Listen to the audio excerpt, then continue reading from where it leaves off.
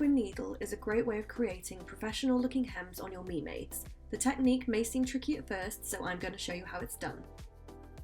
A twin needle, sometimes called a double needle, is composed of two needles connected by one shank at the top. It creates two parallel lines of straight stitching on the top side with a small zigzag stitch connecting them on the underside. You can use it to top stitch the hems on garments made in stretch fabrics, like the Agnes jersey top or the Billy sweatshirt, as well as hems on non-stretch clothes such as the Jessa jeans.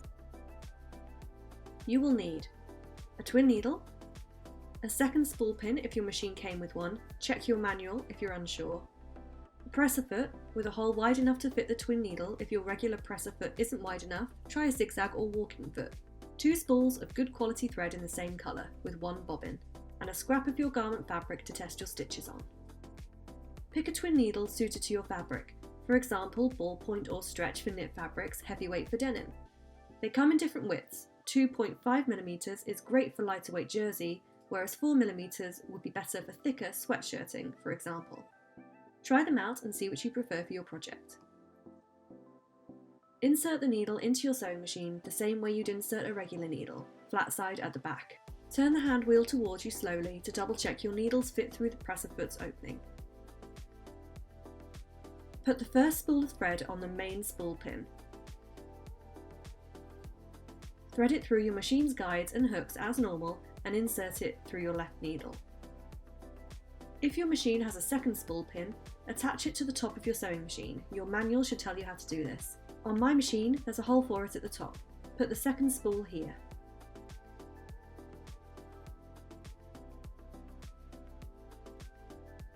If you don't have a hole or second spool pin, you can put the second spool on the bobbin winder spindle, or put your bobbin of thread on the main spool pin alongside the first spool.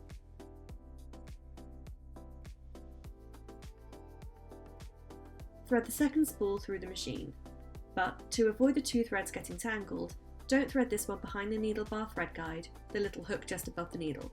My machine has a separate, smaller hook on the right hand side for this purpose. Thread it here instead if you have this too, otherwise leave it off. Finish by threading the second spool through your right needle. Thread your bobbin as you usually would. Set the machine to the twin needle stitch setting.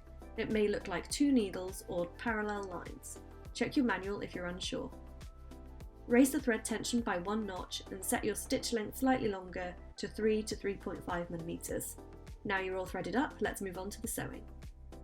Always test sew with your twin needle on a scrap of the fabric you'll be using for your project, even if you've used it successfully before, as different fabrics may need different levels of thread tension. Press a fold of the fabric under to form a hem if that's what you're sewing.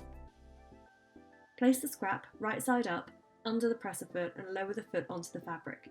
The left hand needle should just overlap the edge of the hem that's on the underside, so all the stitching ends up on the hem.